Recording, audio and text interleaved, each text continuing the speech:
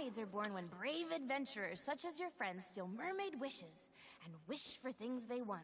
So never stop wishing, Flapjack, and all your dreams will come true. Even the scary ones? Yes. All right, hey everyone, welcome back to more Flesh and Bad, and today we're going to be doing some Marlynn. So I'm going to do like a little Monday Marlynn, just kind of some chill gaming session. I also kind of want to like prep for Nats a little bit, so kind of why I just want to keep playing Marlynn, just to, first of all, it's a fun deck, second of all, want to try to maybe bring it to Nats, or it's definitely in the consideration of decks I want to bring to Nats.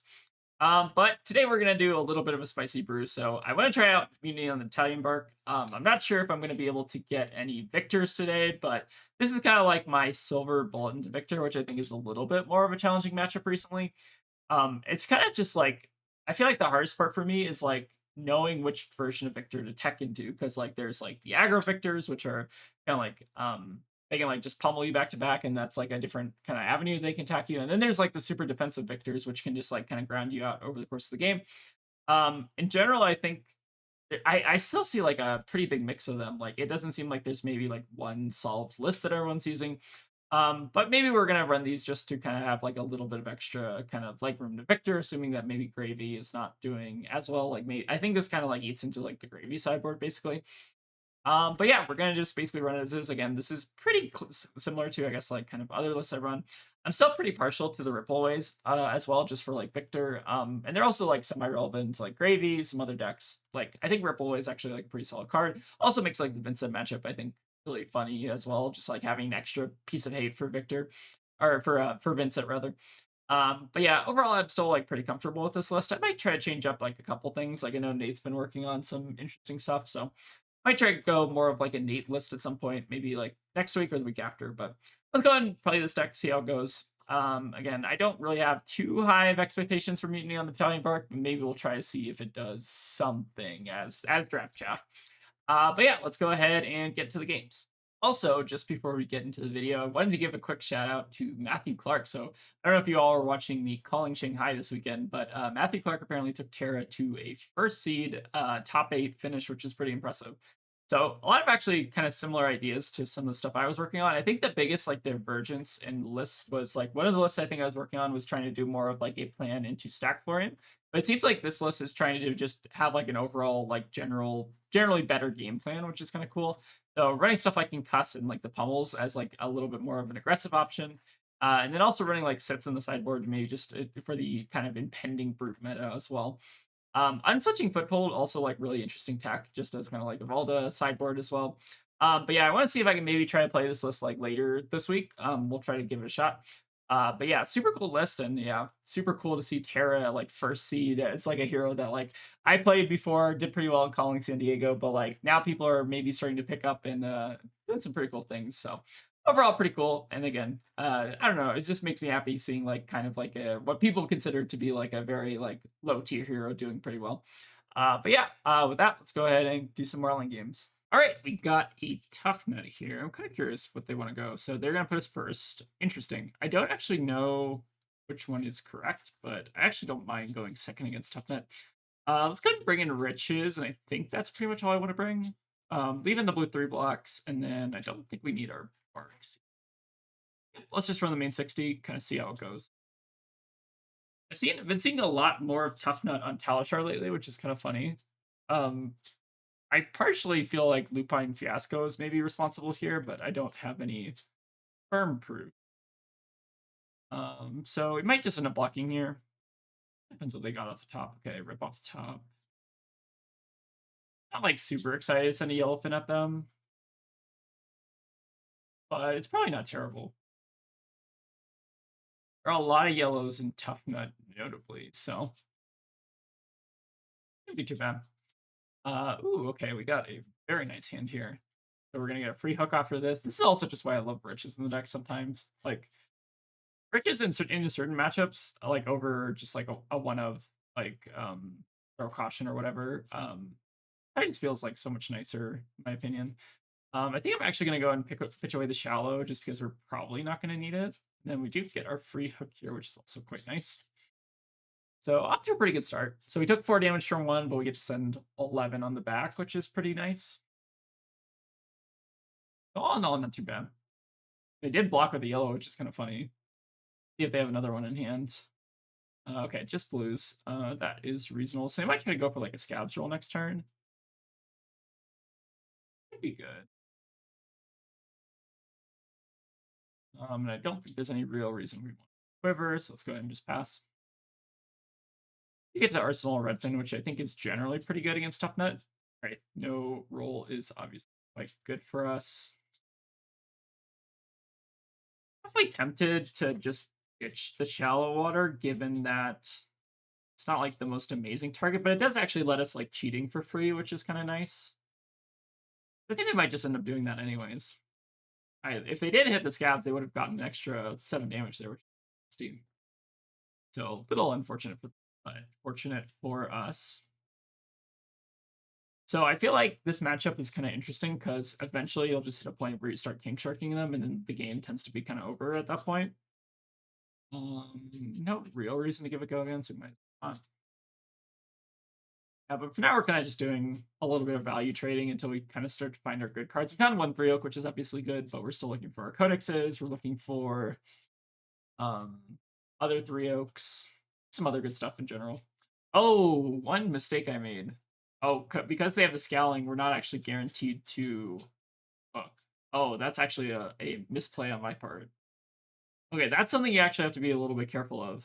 That's something I was not even thinking about. I guess with the Thick Hide Hunter and stuff, it's like the kind of ultimate punish here. Okay. A little unfortunate, but not the end of the world. So we lose our hook, but we also got a ton of armor out of them, so maybe that's okay.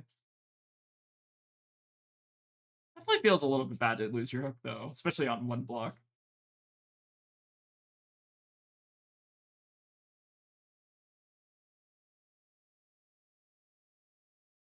And got a Jaws of Victory. So I think we're probably just going to say no blocks on this again. They can't rock us afterwards, which is quite nice. And then we do just get to trophy shot. So all in all, not too bad. Let's go ahead and trophy here. So obviously we're not going to be getting the Arsenal, which is fine. But Overpower is still kind of annoying for Tuffnut to deal with. So still sending him for 13 Overpower with the gold on hit.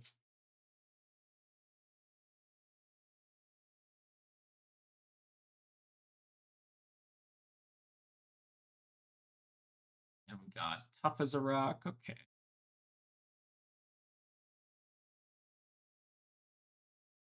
All right, so the nice part is they do have a 3-card hand, which depending on how much go again they have, they might not be able to use. Okay, Song of Sinew is definitely go again though. So now it kind of depends on what this last card is. I imagine they probably have some way to get rid of it. They also have the gold that they can potentially use. I don't know. There's a super profitable way. Oh, interesting. All right, so they crack gold. They draw something off the top. And they're maybe just going to send an attack and not rock us. Okay, interesting. So if that's the case, then I think we might as well just go and cash in the value on the sunken treasure, go for catch of the day. Seems good. We could crack a little gold if we wanted to, but we also don't really have to. The hand's already kind of good enough as is. Still taking a little bit of damage here, but we are kind of ahead on tempo, especially if we do connect with the catch plus King Shark. So very likely that this actually can just entirely strip their hand here. Pretty good. Yeah, we'll go ahead and have to see here. Okay, so we do get to strip and entirely. The only issue with that is sometimes, obviously, if they have like just rip the blue off the top, then it's pretty annoying. But they never hit the blue off the top, right? Yeah, there we go. Tuffnut, stay losing, unfortunately. Okay, so now this is going to be our gold cracking turn because we need to fix this pretty atrocious hand. We're looking for a 3-oak. We're looking for maybe a couple blues in a row. Both of those are probably acceptable. Ooh, I actually helps this a lot. So let's go an I here. But yeah, I feel like this matchup is kind of just dictated by making Tuffnut whiff at least once, and then you're kind of just cooking. Like, if they whiff on one rock, that's like one turn that they're basically not swinging their weapon, which is pretty brutal. And since we have our Tunic here, we don't have to actually dig for another blue, which is so fantastic. We lost our hook on that one turn, which I think was a bit of a misplay, but still kind of doesn't really matter at this point. We probably would have been ahead like 2 or 3 extra gold if we would have held on to it. But not the end of the world. And it's always good to try to recover from your mistakes. Okay, so they are coming up in Tunic, so they should have a guaranteed swing this turn. But we chewed through most of the armor, and we are ahead on Arsenal. I think we're ahead in a lot of different departments at this point. All right, so do we want to give them anything this hand? How many codexes have we seen? Not a ton. So we bottomed 1 codex. I can't remember if we pitched one at another point, but I don't think I remember that. So let's go ahead and just take the rock for now.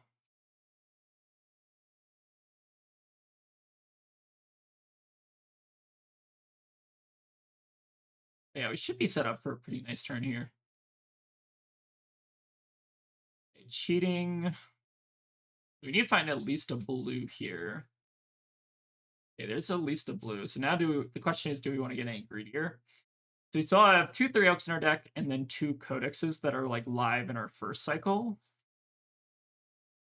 So I think we're just gonna get greedy, or we're not gonna get like greedy here. I think if there's like a world where we draw like we have like 2 Krakens in our deck. If we draw like one of those 2 Krakens, I think we'd like lose the game on the spot. Let's go ahead and play it safe. And 17 is still a lot of damage, so they might not be able to deal with this. And I don't want to like risk just not sending the overpower there. I think it's too important. I'm gonna send you on top. Okay, but that will do it. So it looks like they had a crowd guns wild. They don't wind up the crowd as well. So overall, pretty good. I feel like this is how most of my Tuffnut games go. Like they'll basically like whiff rock one time, and then you're pretty much set after that. But if they don't whiff and they're like very consistent, then you can kind of sometimes struggle. But I feel like the deck just like kind of isn't all the way there at that point. Like feels like they still kind of struggle just like going wide occasionally. But I think that was a pretty informative game. At least I've been doing fairly well into Tuffnuts recently. Like I think if I look at my like recent results, like 7, and I have lost like 1 game out of 8 into Tuffnut. So overall, I think the matchup's like still pretty good for us. But yeah, not too bad. Let's see if we can go ahead and get another Ira here. So normally, so they're gonna put us on first, which means COD. And I don't know what we normally want to Ira. I think a tie over caution seems fine to me. It's sort of like that. I know Iras can be a little bit more defensive, so let's kind of hedge for that. But I think we're going to keep the rest of the deck the same. I think we can fatigue Ira even without the Remembrance, so we shouldn't really need it here. Let's see what we got in the... Hold on, let me...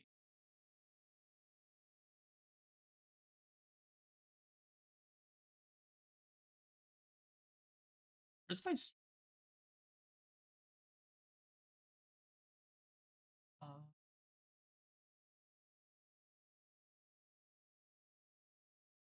Alright, go ahead and start with the King Shark. Looks like thing setup they have. They're on Masked Dominion, Tiger, Striped Shuko. I don't know what this equipment setup necessarily means, but I guess we're sending 13, so it doesn't really matter. Probably not going to hook this just in case they do have the D-React, but unlikely that they're going to be able to block all of this. So more likely than not, this is probably hitting unless they're giving some amount of armor here. But 13 damage overpower is always nice on turn 0. And I do also like going off an Arsenal and Ira in general. Oh, we're on Immovable. Okay. So it looks like our Ira is going more the fatigue route, which is interesting. Looks like they couldn't get rid of both. Actually, they could have actually blocked with one of the attacks from hand if they wanted. Interesting. So they could have done the full end block, basically, if they wanted to just give us that other attack there. Maybe just a minor misplay, but it looks like they are going to try to fat deck us, and the Remembrance is a little bit scary. Ooh, Warmonger is also terrifying, especially seeing them pitch it. I feel like that does not necessarily bode well for us, but it's okay. We might want to have to lean into blocking here, but I'm not going to block the Kodachi just yet. Well, no, I think we should block the Kodachi because they're on Mask, right? We block here to denying the Mask trigger, assuming that they aren't going to be able to go a little bit wider here. Oh, gravekeeping. Okay.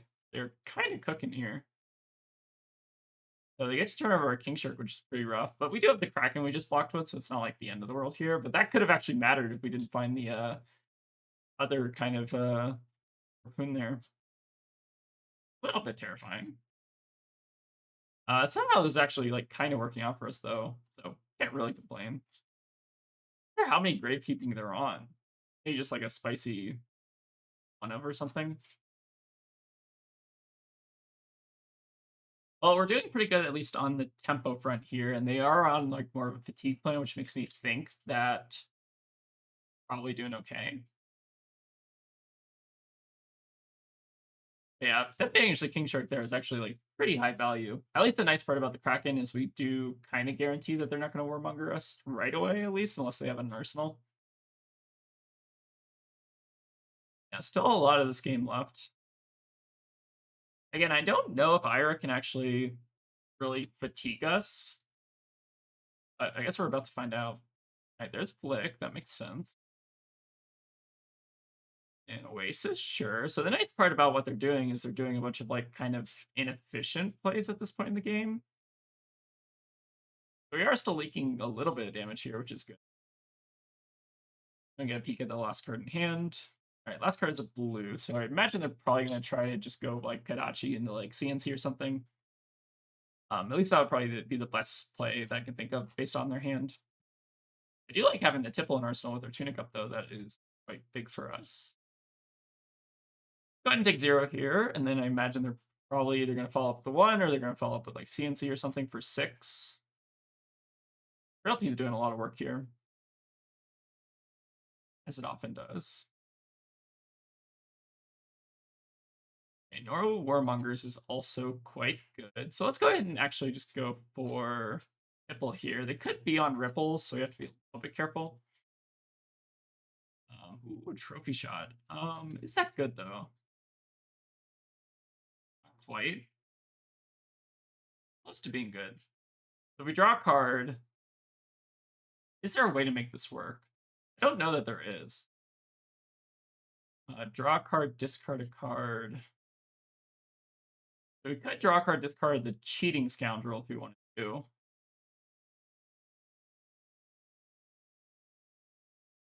I feel like this is a kind of a puzzle. Let's go ahead and close the chain for now while I think about this. So if we draw a card, then we're going to be at maximum blue. So if we draw like multiple blues in a row, then the big game trophy shot actually gets really good. If we don't draw multiple blues in a row, then it's going to be kind of sad. I don't think there's like a better way to use this. I guess what we can try to go for is trophy shot, and then if we draw like Ryok off the top, then we're up pretty huge. And then at worst case scenario, we just discard the cheating scoundrel. So I think we're hoping for blue up the top, although arrow would also kind of be acceptable. Let's go for it. Kind of an interesting spot to play the trophy shot. Okay, this still kind of works though. We're pitching another Codex of Frailty here, but I think I'm kind of fine to just stop here. I wonder actually if like the lowest risk play was actually to not go for that. Interesting to think about. Well, this Kraken hopefully is doing a decent amount of work, and we have made a gold this turn, so we do get to hook. So not too bad, and their Tunic is still on 2, so any Oasis they draw is still kind of inefficient. So it looks like it's definitely a lot more of a fatigue Ira, which is interesting. I think that's like the kind of list that did pretty well. I know there was like an Ira top 8 in like a recent event. I don't know how recent it was, like maybe the past like month or 2. Oh, interesting. This is like the same thing they did at the beginning of the game. Okay. So kind of fine with this. I mean, they're leaking 7 here, and we get 2 extra gold, and they're not threatening like a TNC next turn, which is huge. Maybe on like double remembrance here, plus some other goodies, but like what are they even remembrancing back? I don't know. It's just like not necessary in this matchup, but who knows? Not have as many reps as this person probably does. All right, let's go ahead and put our codex back there. Skip the arsenal. A little bit unlucky there, but and let's crack some gold this turn. Seems like a good idea. I do ideally want to try to go off an arsenal as much as possible because they are playing Iro, which means CNCs are likely. So let's go ahead and play the shallow water. I think I'm just gonna play out the tides here just to try to go up an arsenal. That seems reasonable. We got 3 gold already, so we don't need to like aggro hook or anything. I think just threatening the arsenal here makes sense, especially when it seems like it hasn't been a react, just kind of based on how they've been playing so far. It could still be they might be just be sandbagging this react for like when it matters, but they haven't really represented it yet. There's 1 react from hand. We still got a lot to work through. All right, sigil makes sense. So they're probably just sandbagging the sigil. Fair enough. All right, 3-card Ira hand, but we don't have an arsenal, which is great. So it might be taking a little bit of damage here, but I don't expect to be taking too much. I plus 3 oaks are quite good. So we're whittling them slowly here. It's interesting they pulled Tunic. Okay, maybe they just wanted to CNC. That's also fair. Not representing Pummel. They're on Fiddler's Green, so very, very defensive Ira, looks like. We gotta think about how we want to make the most of our resources here. Let's go ahead and start. I guess what is the likelihood we draw another harpoon here? Pitched like a couple, like 4 or so. So maybe we have 1, 2, 3. I think I'm supposed to hold on to the harpoon realistically and maybe just try to draw towards buffs, which we have a couple of. So let's go ahead and just take the damage here. I think there's maybe some argument for blocking 3 and just trying to luck into a harpoon, but I think I'd rather just have the guaranteed harpoon here. Okay, cheating off the top is a little painful, but not the end of the world. Let's go and see if we can find a little bit more action here. Those are both fine-ish, but I'd like to find something else ideally. We shouldn't have a problem with resources this turn, so I think I'm just going to double bottom. But notably, that is a lot of harpoons on the bottom. So let's play this catch. I think that's good enough, and then we'll 3-oak. Hopefully try to sandbag the other 3-oak for next turn. I don't have any hand. All right, 3 catch of the days on top or near the top of our deck. We could probably take the opportunity to quiver here if we want to. We would shuffle our codex back, which is semi-valuable. Kind of interesting. We could also just sandbag the catch of the day. I guess let's see what they do first. I guess the debate is whether or not I want to actually quiver this, and we do. Let's do targets. No, I don't think the quiver is actually worth it here. Let's hold off on it for a little bit. All right, got another Quick Black. Seems good. Shelter seems good. We'll run you out of D-Reacts eventually, opponent. We can kind of take our time here. So I think what we're actually going to do is hold the 3-oak in hand and arsenal to catch. Seems like the play. So that way, if we lose the catch, it's not the end of the world. I'm also supposed to maybe give the gold-baited hook here. What's the Mass Trigger? I mean, Mass Trigger is like kind of bad with their deck for the most part, but it can like RNG them into some stuff. What do we want to do? This does help block CNC if they want to go 3-wide though, so maybe we don't do it just yet. No. So if they're representing CNC, it would be here. So we might want to actually just block on this hand, so I'm kind of fine even with CNC.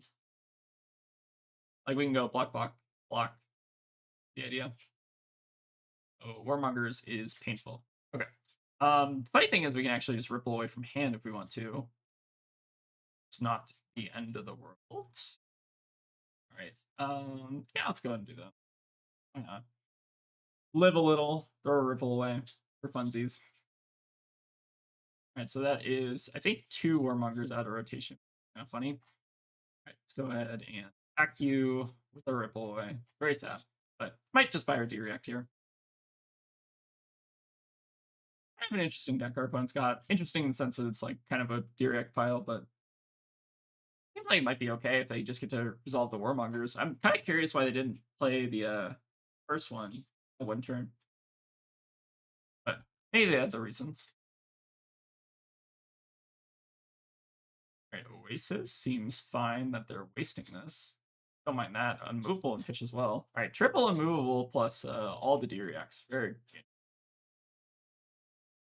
You can still beat this, though. This is not necessarily a bad thing for us. The nice part is they can't Warmonger us a second time. Okay, so we just got vanilla damage, and then we get to potentially just blow them up next turn. So I think we're doing kind of okay here. Only question is whether or not we want to pitch a big game trophy shot and guarantee we get the arrow. Interesting choice. I don't know if there's a world where you can double trophy shot here. Trophy shots have been a little awkward this game. I think what I'm supposed to do is pitch a trophy shot here. So we could pitch the Yellowfin, draw something. We draw an arrow, then the trophy shot's still weird. I don't know if there's ever a world where we're double trophy shotting here.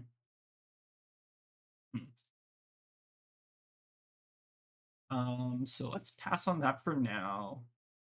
And I guess we are gonna maybe just fall back on this Yellowfin, assuming we don't draw anything better. Load it.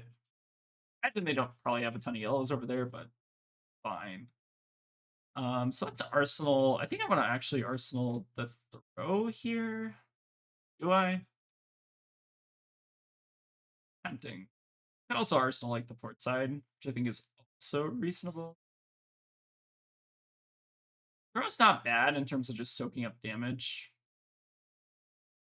Throw might have been better, but if they like don't attack us, then it gets feels like we just like kind of waste a card. If there's first Fiddlers, but they did pitch it there. Right, we do get the trophy shot to connect, which is nice. So we get a peek at their hand. Sensor, looking for scrap, and sigil. Okay, so they can technically go looking into sensor, which is 10 or 6 or 11 value. Pretty good. Not too bad from them, and they're also going to get a little bit of like padding from the Fiddlers. Potentially looking kind of like a scary turn next turn. Still don't really have a great shuffle. We need to find our King Sharks, or our other two ones. Them banishing that early one was actually really gross. All right, found our Krakens, which is less good. All right, so we'll take a little bit of damage here.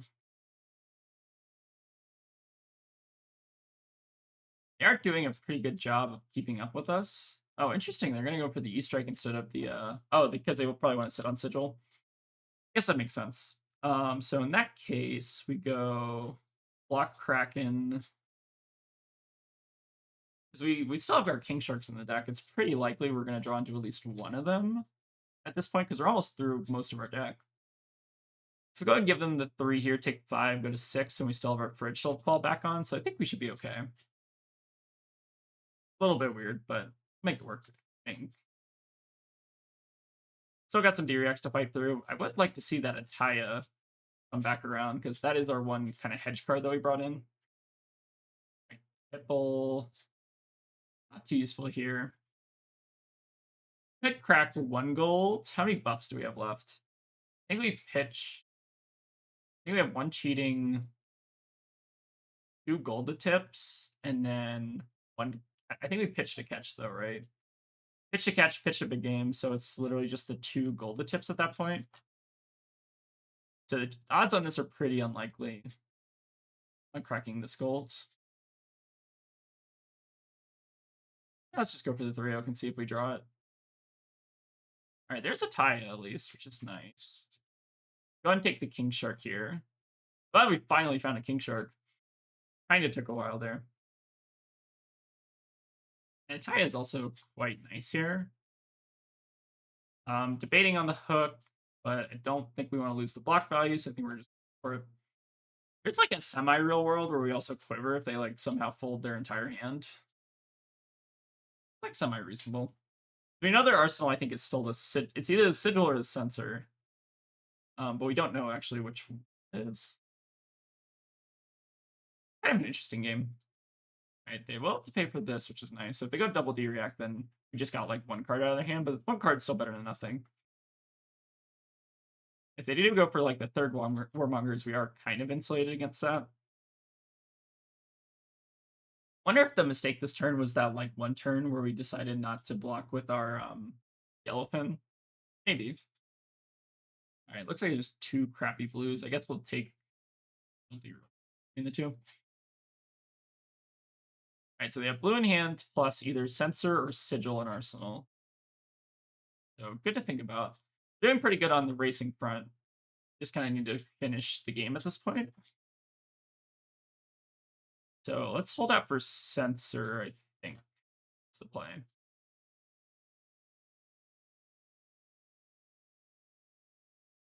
So if it is Censor, then we want to just pass on this, I believe. If it's Sigil, we want to pass. If it's Censor, we also want to pass, I think. One of the two. So this is probably Sigil, based on how they attacked. Okay, good to know. Probably going to want to try to cash in the block value next turn, so we still have one more trophy shot live and maybe one cheating. I don't remember actually pitching the cheating. I think we can crack a little gold as a treat if we want to. Maybe like 2 gold, go to 1. Ripple's not useful. Salvage is alright. It would threaten another hook, which is relevant. Could also shuffle back a King Shark. Is not. Well, it is actually kind of bad because that means the decks would not have a great target. Some choices on this hand. I think let's go ahead and just go for the salvage, though. So let's go and turn over. I don't think they have anything, so let's go ahead and turn over. Is it shallow water? Pump, then just go for the arsenal in the shallow water. We do get a free hook, which is nice. So they got to figure out a way to block this, and they also got to kill us here. So they're functionally at 8 with the sigil. We're functionally at 7. Well, I guess they also have the armor. They're like 8 plus 4. That'd be pretty awkward. And so imagine we're getting direct, at least like double direct here, maybe. At least we get a peek at their hand, so we have perfect go there. We know their arsenal is probably not the censor. Okay, love to see the rowdy pitch. It's very good for us in terms of efficiency. All right, so they have CNC, Sigil still in arsenal. I mean, we can still block the CNC, which is the nice part here. So actually kind of okay we're getting CNCs because we can just throw the rest of our fridge in front of it and hopefully a 3-block. We have a lot of those still left. Yeah, this is basically perfect. So they're going to go Kadachi into CNC for 7. We throw the fridge in front of it, and then hopefully we get to close out the game from there. Still have to worry about that sigil, but that's okay. So let's give the fridge, and then I guess we want to hold on to both Murderous Rebels and maybe try to crack gold. Well, is cracking gold actually doing anything for us, though? We have all of our 3 hooks gone. It's not really a buff we can hit that's going to make this any better. I don't think. I think we just go for this. And then just hope to not get Kadachi locked, basically. Seems reasonable. So they're functionally at 6 with the Tunic. How many Oasis do they have left? They have 1 Oasis, so we could catch them on an awkward hand. If we crack 3 gold, what is our like return on that? I guess is the question. Could turn 3 gold into an extra card here if we want. But are the cards in hand already good enough, I guess is the question. 6. They have another direct here, plus the sigil, plus a 3-block. That's 6 or 7 block here. So this is 13. 7 block plus a D-react would mean that they still die. So I think it's good enough to just throw this, I believe. Might as well throw the hook on it, even if in case they somehow manage to take 1 here. I don't believe that cracking the gold there actually gives us all that big of a return. If anything, what we could have done is actually... oh, this is coming for 12 instead of 13. That might change something. If anything, what we could have done is actually crack Marlynn to get a goldfin to try to close the game. Hey, that was actually the play. All right, minor misplay depending on how this turns out. But this should be sigil. Then they're gonna go 1 here, looks like. So we could still be in a bit of trouble here. Because they're representing here that they're going to 1. Not sinking either, so they like their hand. Yep, so there's the sigil. Oh, we're 1 damage off. I wonder if there was any major mistake I made this game. Like, maybe not blocking with that shallow water on the 3-oak turn was actually the play. And also maybe making a gold pin here. Still have a lot of gold for what it's worth, so this might not be that doomed. Okay, CNC for 7. I mean, we do have to go to 1 blue in hand, so 1 blue in a dream. And then how many D-Reacts do they have left? Lots? Okay. We're going to need to figure out something to string together with all this gold.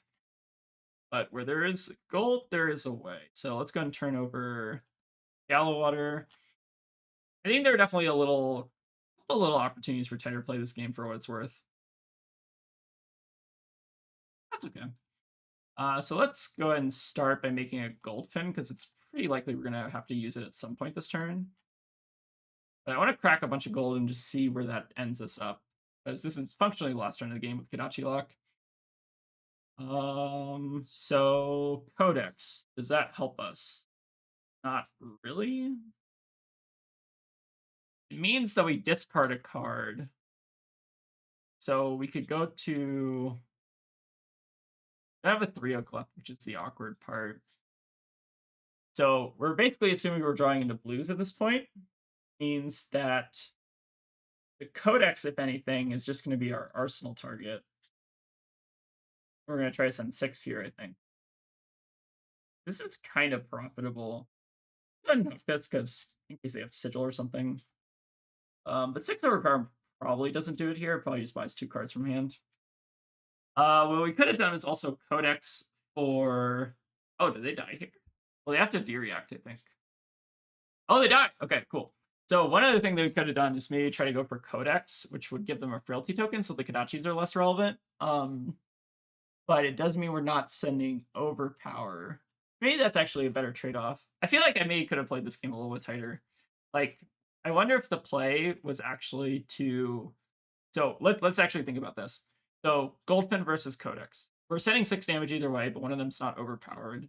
The Codex basically gets 3 cards out of hand, and then also gets a frailty token for the Kodachis, which means that we only have to block 1 Kodachi, so we're starting with like a card hand.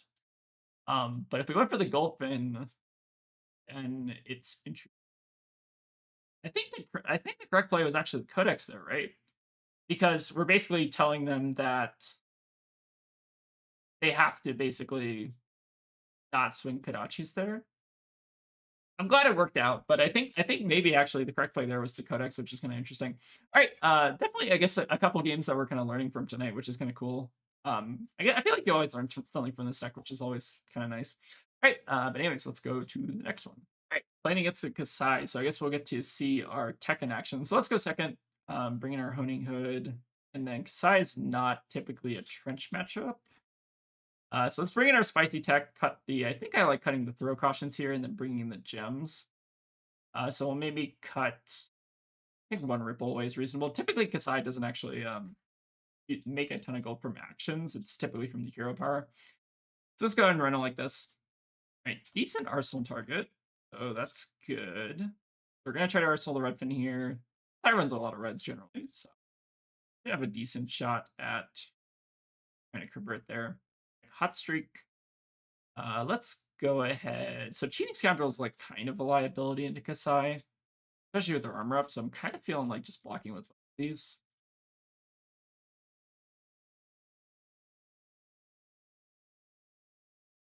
I'm trying to hold on to one of them actually. If we wanted to try to just go for the discard, which is I think fair. Kind of depends what our hand ends up being realistically. But this is a nice one to start off with, so we get to start with the Redfin. Might as well give it a go again, why not? And then potentially chain that into Kraken, which is great. So Honing Hood, as usual, doing a lot of work. I'm kind of curious if this is going to be a matchup where the Battalion Barques are going to be juicy. They're normally for Victor, but have coincidental upside into any just gold generation deck. It seems to me like they probably have another react in hand, most likely is. And then 3-card hand, but we get to set up an arsenal, which is also great. So off to a good start. No. Okay, they want to hit and run first, which means they're... So I was actually thinking if they don't give that go again. Okay, they want to start with this one. Okay, sure. So I'm actually kind of curious. So if they don't give this go again beforehand, I was kind of going to try to sense out like a Centauri Sellsword there, but it looks like they didn't want to try to go for that, which makes sense. So let's go ahead and just not block this. They could still do it here if they wanted to, but it kind of doesn't really make sense to give the go again there if they do want that. How are we doing on Graveyard? No yellows yet, which is good. So I think our play is just going to be Rabble into Kraken and then just kind of rip it from there. Oh, did I not bring in the battering bolts in this matchup? Oopsie. I might have not done that. I think I forgot about that in sideboarding. Okay, we're gonna maybe have to pivot there. There is a theoretical argument for running King Shark just to like steal gold, but I feel like that's not actually like super compelling argument. So we're definitely gonna miss the battering bolts this game. Fortunately, we did find 2 Kraken, so maybe that will compensate, but always remember to sideboard, I guess. We'll see how this one goes. This might end up being one of our cut games, but we'll actually, if this ends up being like a good game, like it might be a good showcase that you can kind of do whatever you want to Kassai, and it's kind of fine. We'll play against Kassai with a handicap and see how that goes. For what it's worth, we don't have any gold set up just yet, so would like to try to get our first gold. Looks like they're going to just give us a bit of armor here, maybe, though. Oh, they're going to take it? Okay. So we know they have the Bloodfalls Blade. And then we have 2 0-for-3s that are functionally the same, but we might as well just take the Outland since it's copper. Getting our first gold there is pretty great, though. So we would ideally like to try to block one of those Bloodfalls Blades. So it might end up being... Oh, this hand is kind of crap. So more likely than not, they're going to try to give the go again here. So let's go and give up our shoes. I normally try to save shoes for like typically sussing out like a Bloodfalls Blade, but it looks like they had the Blade Flurry to also pump over that. So a little unfortunate, but not the end of the world here. So typically the strat, once they get the Centauri Sellsword token out, is that I try to ignore it until I find a way to kill it, and then just try to go face and basically kind of try to just kill them that way. But they're going to have a pretty scary turn here. So I think what my plan is here is I'm going to try to block with 1 Kraken and then make a Goldfin Harpoon, Codex, and then try to basically arsenal this other Kraken. And then I think we know the last card in hand is the red 0-for-3, the Unsheathed. So pretty good turn from our opponent here. Getting that first Sellsword this early is definitely pretty annoying. But we will at least get our gold generation going. The nice part is they haven't had a ton of yellows just yet. Go ahead and hook here. Grab our Kraken. So that is notably, like, this is notably our last Kraken until we find our codexes. So we do have to be a little bit cautious here. Nice part is this Frailty should put a pretty big damper on their turn, and then also the Kraken should be reasonable here. Looks like they're maybe giving us 2 reacts here, or may like react back and then I guess. Right, seems good. At least the nice part is they're not using the Valiant Dynamos, which is also a misplay on their part. I think they could have given the Brave Forge in the Dynamos. All right, so there's our King Shark, which probably shouldn't be in the deck. But we live and let live. Oh, and a Conqueror. Interesting. Oh, the nice part is we can just block that. But that is probably the most annoying thing they do under a Codex. Pretty good. Again, I probably shouldn't be running King Shark into this deck, but if we do end up hitting a CNC, I guess it could be kind of funny. Right, let's hope they just keep ruining their day with Kraken. So I want to find another Codex. We still have 3 of our 3 Oaks left in the deck. We got some good stuff still going on. For what it's worth, the King Shark might end up being good into them if they are running the CNCs, which is kind of funny. I would shoot through most of the armor here as well. So what we need to do against Kassai is basically just have them have a bunch of like kind of crappy turns. So if they keep a blue here plus like the unsheath, then that's not like they can still kind of convert this hand pretty well. What we're kind of hoping is that after this turn, maybe we're able to kind of push through a bit more pressure. All right, so coming in for 5 seems good. They still don't have the yellows just yet. So the nice part is we can go for like a gold tip line this next hand. Unfortunately, they're not going to have an arsenal, which is a little bit bad. I think I'm going to probably just catch in this gold baited hook. Might as well. Oh. Not really helping us block any breakpoints with like a CNC or anything. We are taking a fair bit of damage. So this Bell Sword is actually being pretty annoying in the sense that like they got it out pretty early. But that's okay. It's not the end of the world. We will get to threaten hook here, which is always nice. And 12 damage is 12 damage.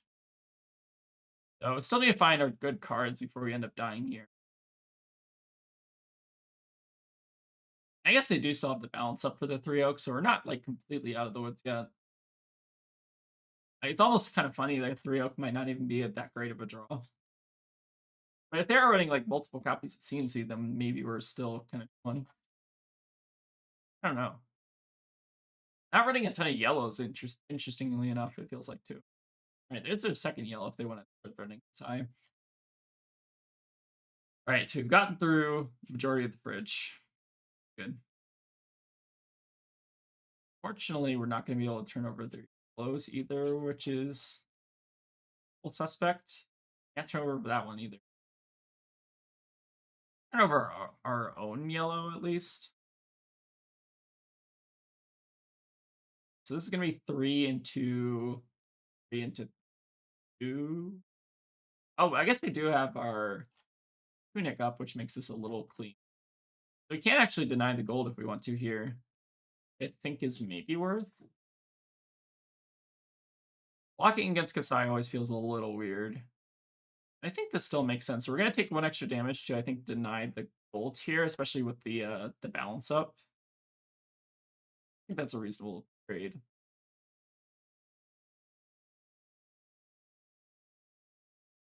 Yeah, I think this makes sense.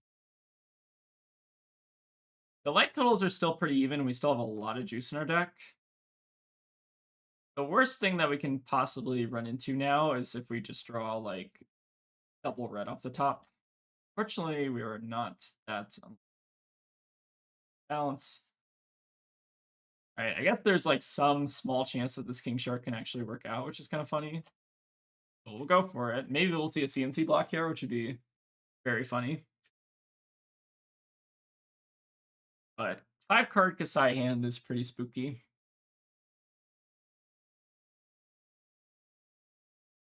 Yeah, Battering Bolt tends to be a little bit better in this matchup, but not complaining. It's my fault for sideboarding. All right, so Blade Runner, Slice and Dice, Overpower. So they still don't have, or no, they will have the yellow if they do play the Slice and Dice and the Blood Runner hand. So they do have the ability to make it next turn. Should be fine. I need to draw good cards. Like Codex is super important. The other 3 oaks are super important. But clumping them together is often really awkward. So Ripple Away notably does not stop the creation of tokens from hero abilities. Keep that in mind. And then we know that they have the Blade Runner in hand, so this is basically guaranteed. But the nice part is they can't Sellsword this turn, I believe, right? They play the Blade Runner, they cost 1. Cannot attack with everything unless they... No, there's no way to do it, right? Yes, so they should only be attacking us with swords this turn, which is nice. Which is one of the, I guess, the arguments for just ignoring the Sellsword.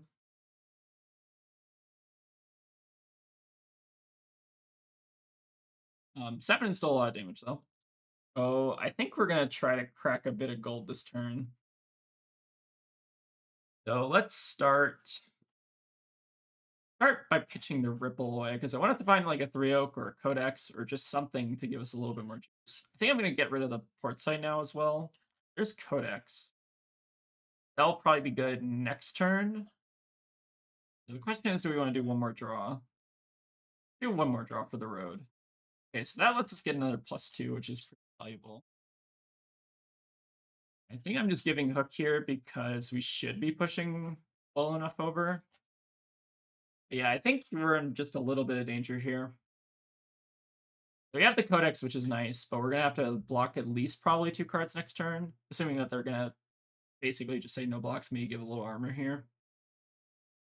And from there, we're going to be a little bit of trouble. At least the nice part is we know that they have CNCs in their deck, so maybe their deck is not super consistent. That's maybe what I'm telling myself. Not like the worst spot in the world, though. Still have our 1 point of armor, so we're like functionally 9, and we steal their gold. Could be worse. They have 2 points of armor, 3-card hand, plus the cell sword. So, like, we're not in a great spot. We're not in, like, a terrible spot. Alright, so this is coming for 8. Question is, what do we want to do? So what is the most efficient way to block this turn? I believe it's to give this, and then King Shark will block this cell sword. So we're going to take 5 here, and then another 2 on the back, maybe give Tunic to there. The funny thing is the Codex will... Oh, it won't get back the CNC yet. Okay, that's a little unfortunate. But maybe we can just kind of try to rely on Kraken to kind of close the game. I think that seems reasonable. Again, we're kind of a little handicapped here. But... Oh, the nice part is they don't have the ability to cell sword swing. Or they can't do both, right? Unless I'm missing something. Because they just had a yellow in pitch. So actually, we're at a little bit of a higher life total than I kind of initially anticipated. So we could actually be kind of fine here. Surprisingly fine. Alright, so I'm going to hold on to the Tunic here and then just go for the Codex. Kraken should give us some info about their hand. I might as well just go for the hook because we're not going to too many more hooks this game. So this Kraken needs to do a lot of work this turn, is what I'll say. If this Kraken can snipe a non-attack from hand, I think we're pretty much winning the game, depending on what it is. If this whips, though, or they have like the D-React hands, then this could be really bad.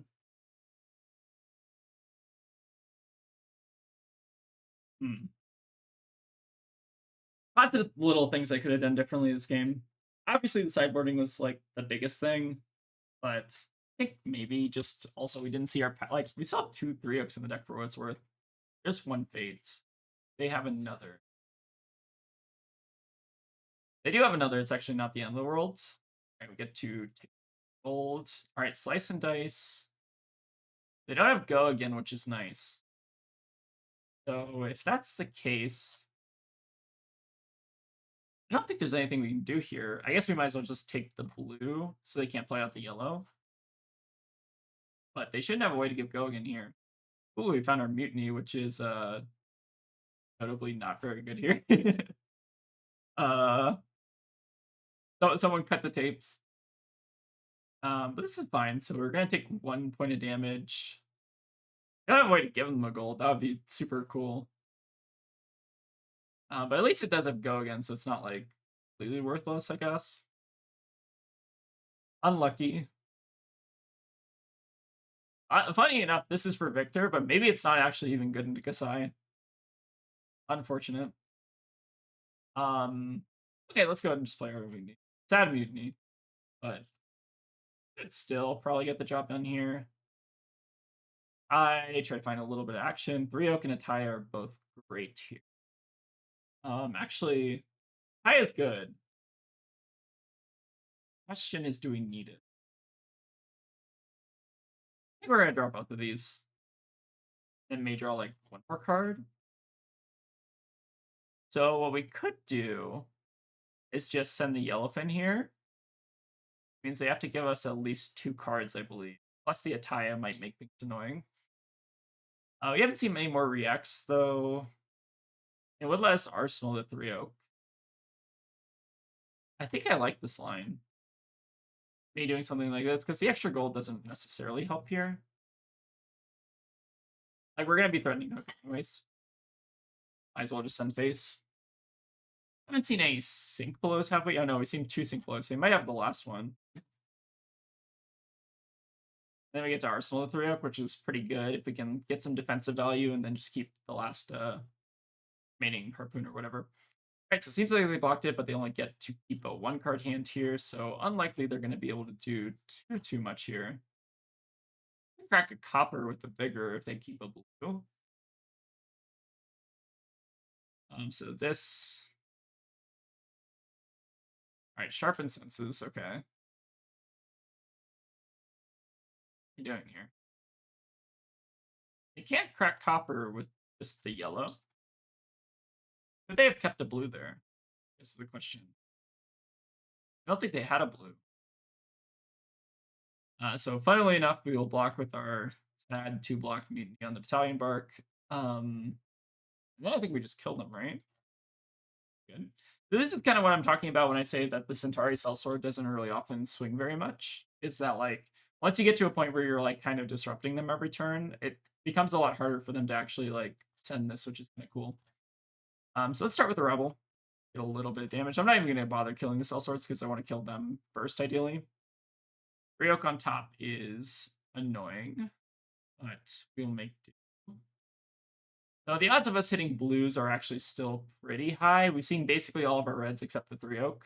So we're guaranteed to not draw into another red, and we have a gold to save us if we need to. So I'm going to get a little greedy here. Could get punished if we draw yellow. Okay, we drew a yellow. But that's actually not that bad because we can still pitch the 3-oak if we want to.